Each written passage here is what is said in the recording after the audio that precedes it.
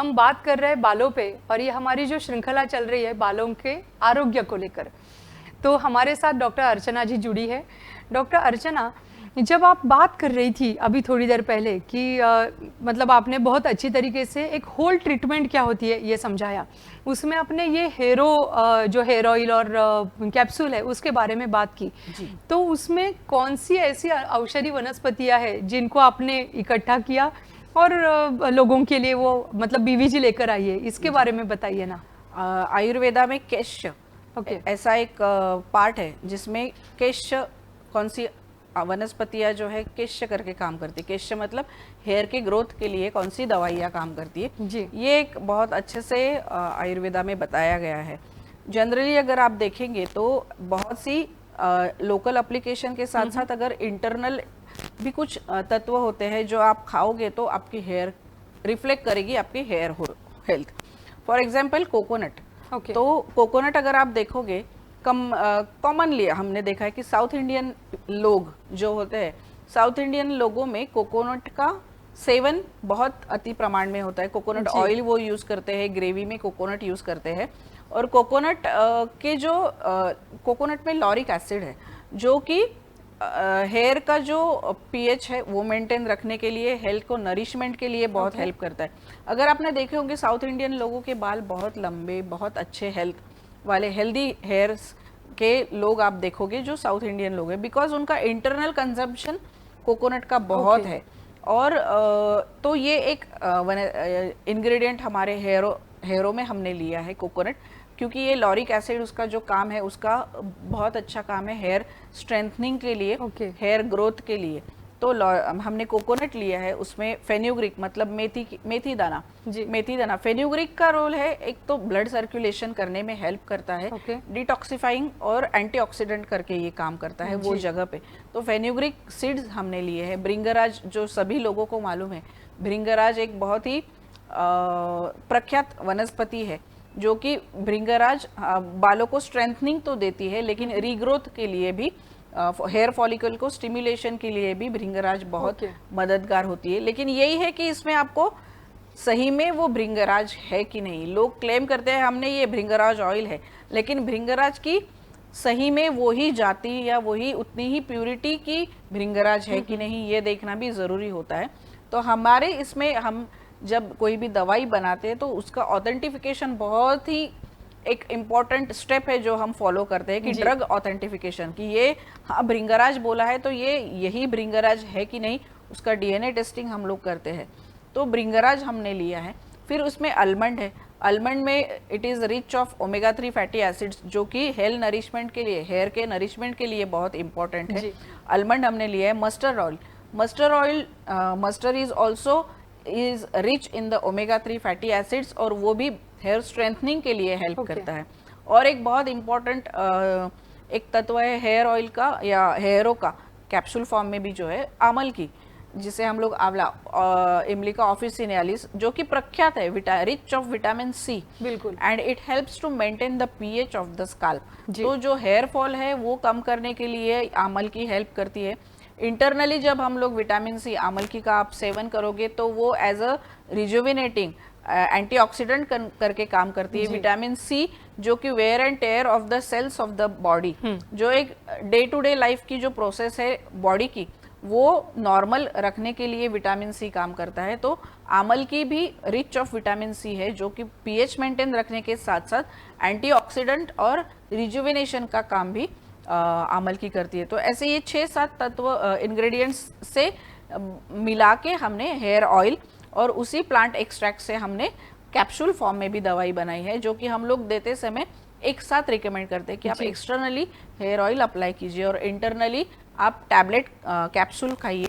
Vitamin C correction, फिर proteins, अगर आप देखेंगे तो कोकोनट में प्रोटीन्स का सप्लीमेंट भी होगा। तो प्रोटीन है, कैल्शियम है, इसका एक डोसेज, डेली डोसेज मेंटेन हो, इसके लिए हम लोग इंटरनली हेयरो कैप्सूल फॉर्म में और एक्सटर्नली हेयरो ऑयल फॉर्म में पेशेंट्स को लगाने के लिए बोलते हैं।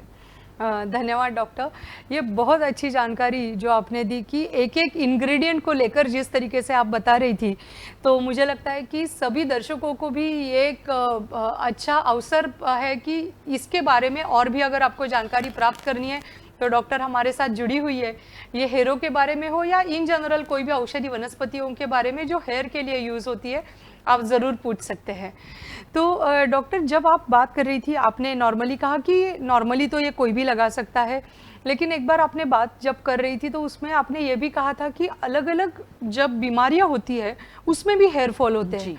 तो उस हेयर फॉल के बारे में भी थोड़ा सा बताएं, और उसी के साथ साथ क्या ये हेयरो उसमें काम आ सकता है? जी, देखिए, मैंने आपको इंग्रेडिएंट्स के बारे में तो बताया, लेकिन जब हम लोग हेयर फॉल का समस्या लेके जब कोई पेशेंट हमारे पास आता है जी, तो हमारे एक टेक्निक है जो हम लोग फॉलो करते हैं। हमारे पास एक हेयर एनालाइजर मशीन है जो कि एनालाइज करती है आपकी हेयर की टेक्सचर, फिर स्काल्प कैसी है आपकी, उसका पीएच कितना है, हेयर का थिकनेस कितना है, हेयर फॉलिकल्स जो अगर वो हेयर फॉलिकल्स ग्रो हो रहे तो वो फॉलिकल्स प्रॉपर कितने हैं। तो ये स्काल्प का पूरा एनालिसिस और हेयर एनालिसिस हम लोग पेशेंट का पहले करते हैं।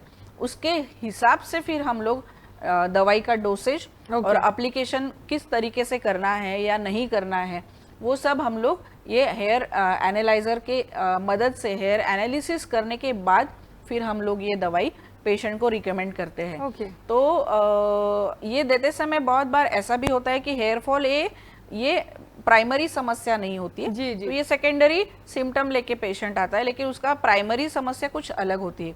फॉर एग्जाम्पल वायरल इन्फेक्शन अगर आप देखोगे कि पेशेंट को वायरल अगर इन्फेक्शन हुआ है तो उसको हेयर फॉल बहुत हमने देखा है कि बाल झड़े हैं। जॉन्डिस में पेशेंट को बहुत बाल झड़ते हैं। फिर फॉर वायरल इन्फेक्शंस में हमने कोविड के बाद में बहुत सी पेशेंट्स कंप्लेंट कर लेके आए हैं कि मेरे बाल बहुत झड़ रहे हैं। तो और even in the cancer patients, chemotherapy भी ये है, वो टारगेटेड थेरेपी है जिसमें कि सेल वो ग्रोइंग सेल्स पे अटैक करती है। कीमो की मेडिसिन ग्रोइंग सेल्स मतलब क्या कि हेयर के तो सेल्स जो है वो तो रेगुलरली, मैंने जो साइकिल हमने देखी है हेयर ग्रोथ की साइकिल, तो उसमें वो रेगुलर होने वाली साइकिल है, तो वहां पे वो पहले अटैक करते, और वहां पे अटैक करने के कारण कीमो के अगर आप कैंसर के पेशेंट देखोगे तो hair fall is very common thing which they have to encounter. और वो एक स्टिग्मा है वो पेशेंट के लिए कि यार मेरे पूरे बाल झड़ जाते हैं, वो एक डर है पेशेंट को, मेरे बाल झड़ने वाले हैं। लेकिन ऐसे भी पेशेंट्स हैं जिनमें हम लोग ये हमारी आयुर्वेदिक जो कंबाइन पूरी ट्रीटमेंट है वो हम लोग रिकमेंड करते हैं। वो कहीं ना कहीं नरिशमेंट, हेयर ग्रोथ और ब्लड सर्कुलेशन और रिजुवेनेशन, ये ओवरऑल ये 4-5 चीज़ें हैं जिस पे ये अलग अलग तरीके से काम करके है इफेक्टिव साबित हुई है। हमारे पास बहुत से ऐसे पेशेंट्स का डेटा भी है जो पेशेंट्स खुद होके हमें बताते हैं कि हमारे बाल झड़ना कम हुए हैं, हमारे फ्रीजीनेस जो है बालों का या रुक्षता जो बढ़ी है वो सॉफ्टनेस लाने में मदद की है आपकी दवाई ने। बहुत से कैंसर पेशेंट जो ट्रीटमेंट लेने के बाद जो रीग्रो होते हैं तो वो फास्टर होते हैं। ये अगर आप रिकमेंड हम लोग जब रिकमेंड करते हैं तो वो हमें रिपोर्ट करते हैं कि हमारे बाल बहुत फास्ट ग्रो हुए हैं और वो हेल्दी बाल ग्रो हुए हैं। तो इस तरीके से अगर अलग कोई मेन रीजन अगर हेयर फॉल का सिर्फ specifically primary reason hair fall नहीं है और वो सेकेंडरी करके अगर आता है तो प्राइमरी जो कॉज है वो ट्रीट करके आप हेयरो अगर रिकमेंड भी करोगे वो पेशेंट में तो उनको बहुत ही गुणकारी रिजल्ट देने वाली ये दवाई है। जी जी, धन्यवाद डॉक्टर। मैम, जब आप बात कर रही है कि ये जो हेयर एनालाइजर है, तो अगर हमारे दर्शक इसका लाभ लेना चाहेंगे तो वो कैसे आपसे संपर्क करें? हमारा सेंटर है, मैं उसके पहले ये भी बताना चाहूँगी कि अगर आप हमें परमिशन दे एक एपिसोड में हम एक लाइव डेमोन्स्ट्रेशन दिखाएंगे कि ये हेयर एनालाइजर काम कैसे करता है, कि ये एनालिसिस करके हमें क्या दिखाता है, किस हद तक हम लोग हेयर की जो प्रॉपर एनाटॉमी है या हेयर की जो हेयर के बारे में डिटेल जानकारी कैसे प्राप्त कर सकते हैं, एक लाइव डेमोन्स्ट्रेशन हम लोग करेंगे। बिल्कुल करेंगे। और जब पेशेंट हमें पूछता है तो हम लोग, हमारा सेंटर है कासारवाड़ी में, जहाँ पे लाइफ साइंसेस में हम लोग हेयर एनालिसिस करते हैं पेशेंट का, वहाँ पे बुला के एक एनालाइजर की मदद से एनालिसिस करके फिर हम लोग दवाई का चयन करते हैं। जी जी, धन्यवाद डॉक्टर। तो आप डॉक्टर से संपर्क कर सकती है, आपके स्क्रीन पर अभी नंबर भी दिखाई देंगे, और जो डॉक्टर कासारवाड़ी स्टेशन की बात कर रही थी, तो उधर का एक एड्रेस भी आपको आपके स्क्रीन पर दिखाई देगा। आप यहाँ पे ज़रूर संपर्क कर सकते हैं, उनकी अपॉइंटमेंट लेकर आपके हेयर का एनालिसिस करवा सकते हैं, और हेयर का एनालिसिस करके फिर आपके हेयर अच्छे रहे, आपके बालों की जो टेक्सचर्स है वो बहुत अच्छी रहे और हेल्दी रहे बेसिकली, इसके लिए आप ये हेयरों का इस्तेमाल ज़रूर कर सकते हैं। तो डॉक्टर, आपने बहुत अच्छी जानकारी प्राप्त करवा दी है हमारे दर्शकों को, और दर्शकों ने भी बहुत अच्छे जब हमारे पास उसके फीडबैक्स आए, बहुत अच्छे फीडबैक्स हम तक पहुंचाए हैं। तो आपका बहुत बहुत धन्यवाद। शुक्रिया मानसी, जुड़े रहने के लिए। तो हम पुनः एक बार ऐसे ही मिलेंगे नए किसी एपिसोड में, नई श्रृंखला को लेकर और नए एपिसोड के साथ। तब तक के लिए नमस्कार। नमस्कार।